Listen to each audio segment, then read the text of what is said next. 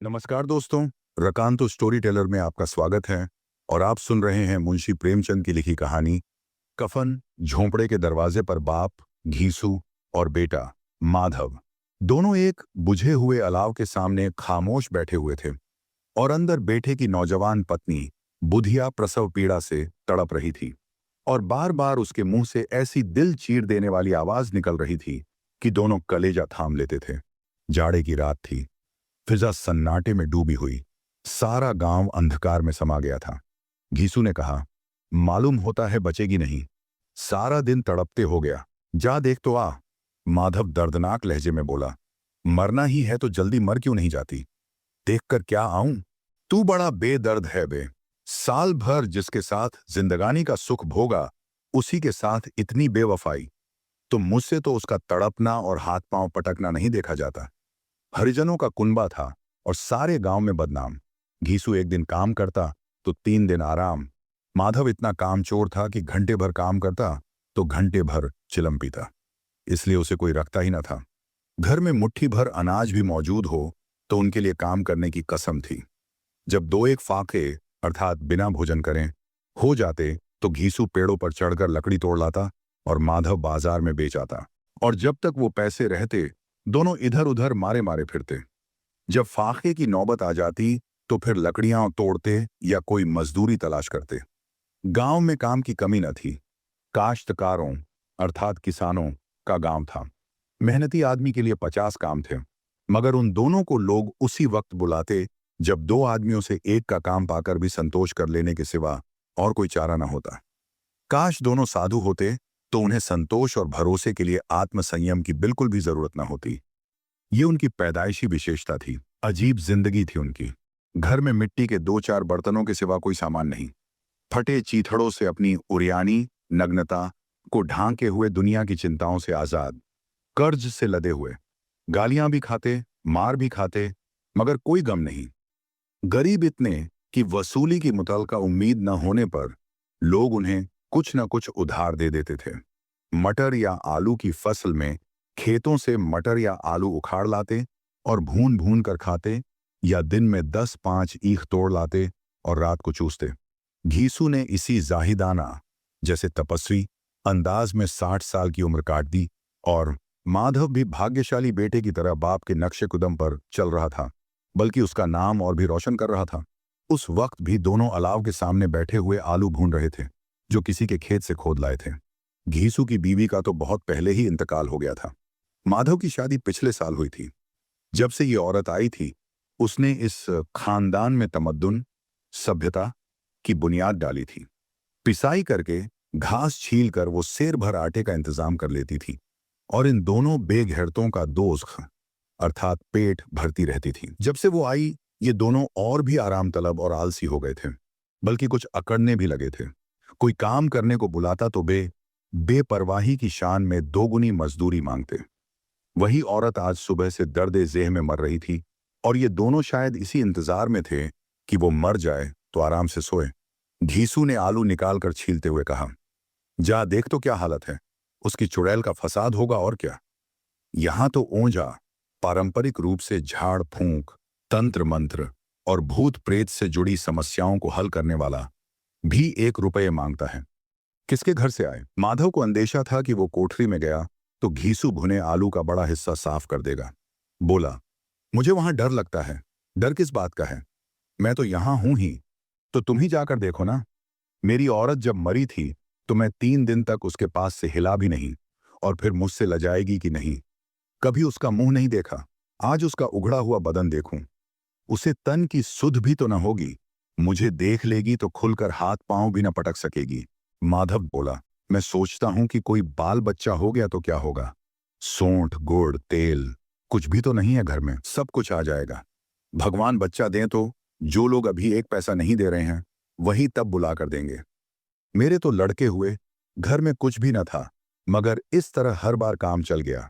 जिस समाज में रात दिन मेहनत करने वालों की हालत उनकी हालत से कुछ बहुत अच्छी न थी, और किसानों के मुकाबले में वो लोग जो किसानों की कमजोरियों से फायदा उठाना जानते थे, कहीं ज्यादा बेफिक्र और निश्चिंत थे, वहां इस कस्म की जहनियत का पैदा हो जाना कोई तज्जुब की बात नहीं थी। हम तो कहेंगे घीसू किसानों के मुकाबले में ज्यादा समझदार और दूरदर्शी था और किसानों की संकीर्ण सोच वाली सीधी सादी जमात में शामिल होने के बजाय चालाक और शरारती लोगों की षड्यंत्रकारी जमात में शामिल हो गया था। हाँ, उसमें यह योग्यता नहीं थी कि चालाक लोगों के नियम कायदों और तौर तरीकों का पालन भी कर सके।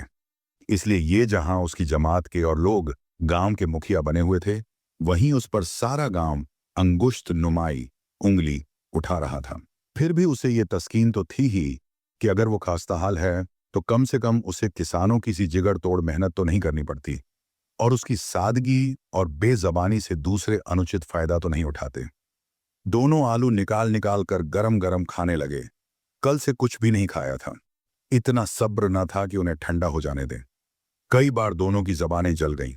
छिल जाने पर आलू का बाहरी हिस्सा तो ज्यादा गर्म न मालूम होता था, लेकिन दांतों के तले पड़ते ही अंदर का हिस्सा जबान और हल्क और तालू को जला देता था। और इस अंगारे को मुंह में रखने से ज्यादा खैरियत इसी में थी कि वो अंदर पहुंच जाए। वहां उसे ठंडा करने के लिए काफी सामान है, इसलिए दोनों जल्द जल्द निगल जाते थे। हालांकि इस कोशिश में उनकी आंखों से आंसू निकल आते। घीसू को उस वक्त ठाकुर की बारात याद आई जिसमें 20 साल पहले वो गया था। उस दावत में उसे जो सेरी भोजन के बाद की संतुष्टि नसीब हुई थी, वो उसकी जिंदगी में एक यादगार वाकया थी और आज भी उसकी याद ताजा थी। वो बोला, वो भोज नहीं भूलता। तब से फिर इस तरह का खाना और भरपेट नहीं मिला। लड़की वालों ने सबको पूड़ियां खिलाई थी, सबको, छोटे बड़े सब ने पूड़ियां खाई और असली घी की।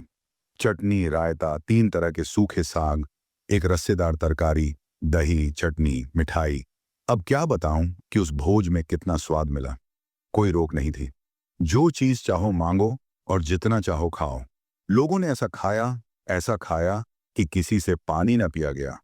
मगर परोसने वाले थे कि सामने गर्म गोल गोल महकती हुई कचौरियां डाल देते थे।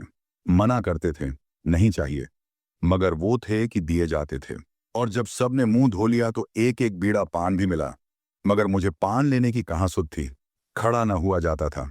झटपट जाकर अपने कंबल पर लेट गया। ऐसा दरिया दिल था वो ठाकुर।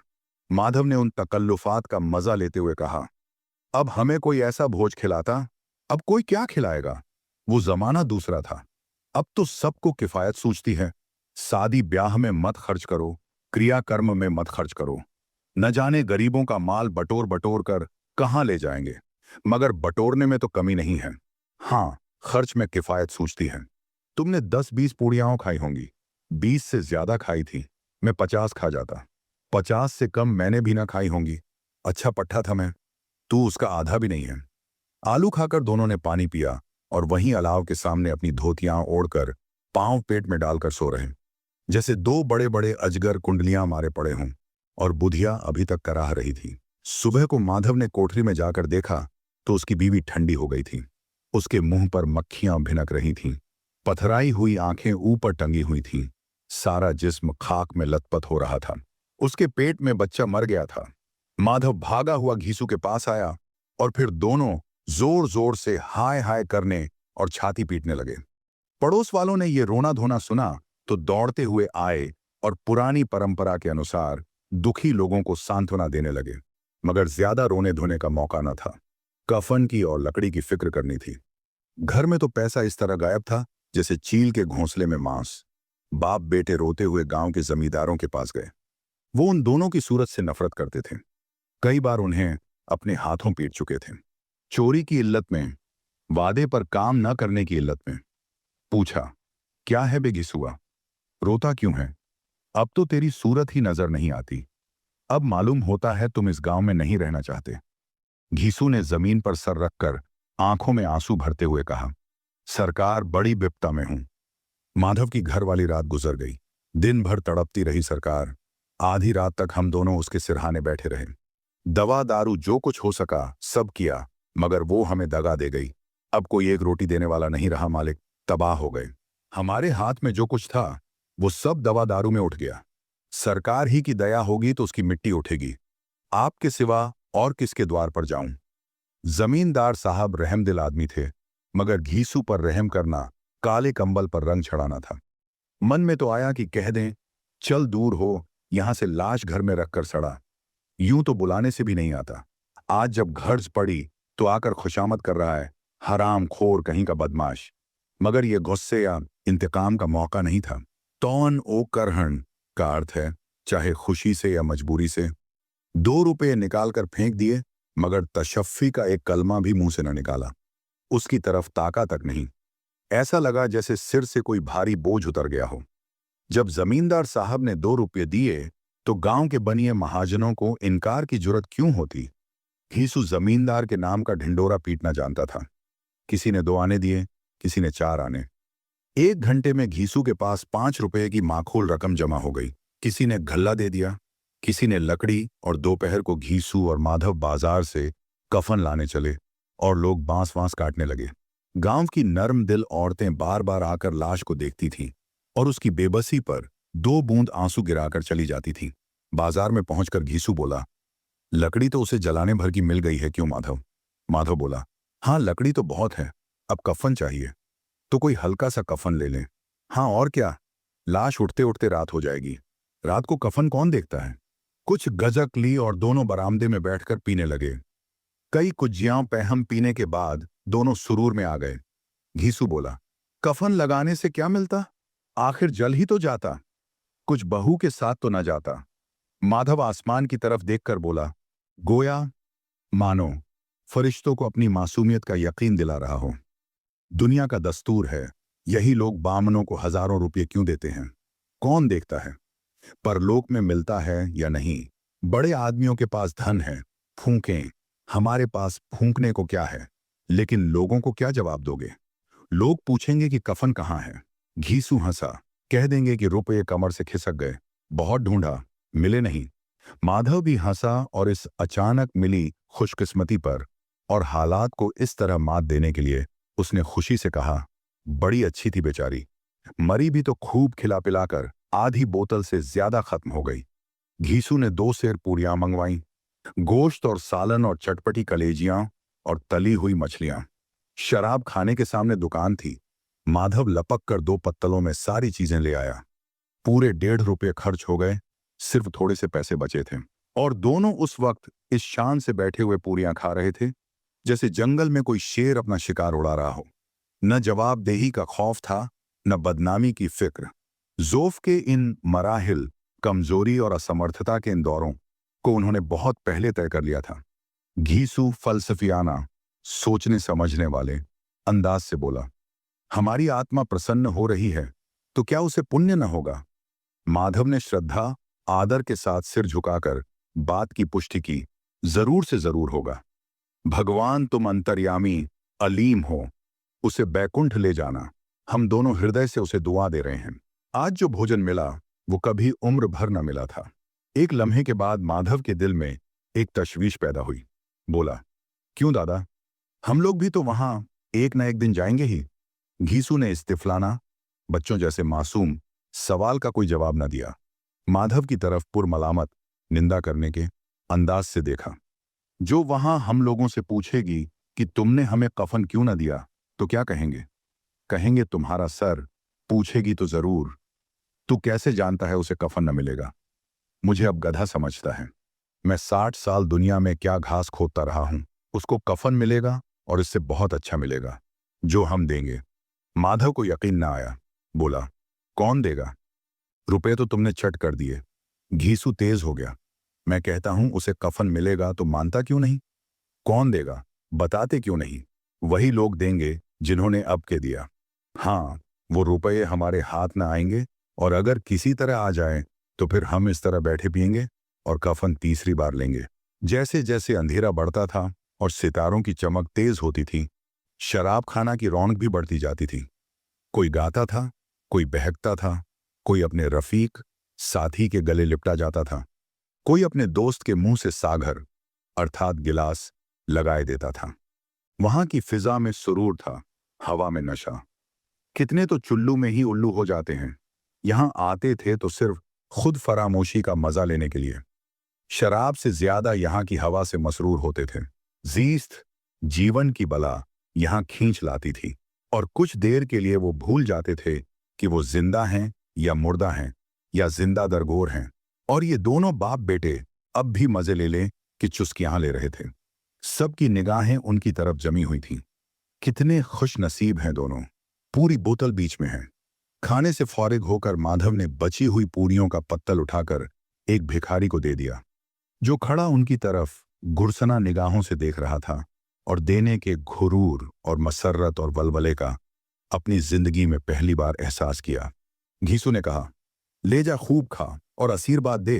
जिसकी कमाई थी वो तो मर गई, मगर तेरा आशीर्वाद उसे जरूर पहुंच जाएगा। तो रोम रोम से आशीर्वाद दे।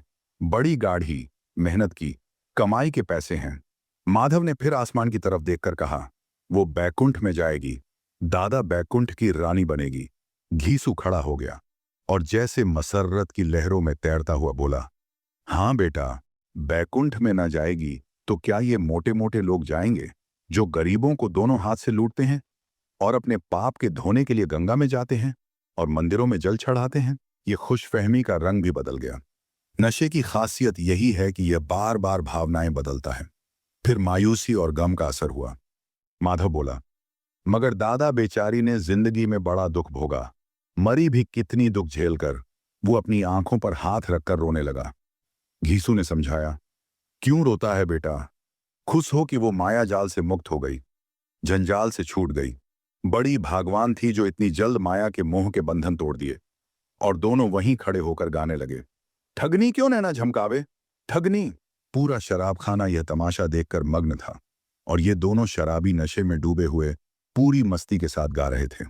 फिर दोनों नाचने लगे, उछले भी, कूदे भी, गिरे भी, मटके भी, भाव भी बताए और आखिर नशे से बदमस्त होकर वहीं गिर पड़े। आप सुन रहे थे मुंशी प्रेमचंद की लिखी कहानी कफन। धैर्य और ध्यान से कहानी को सुनने के लिए धन्यवाद।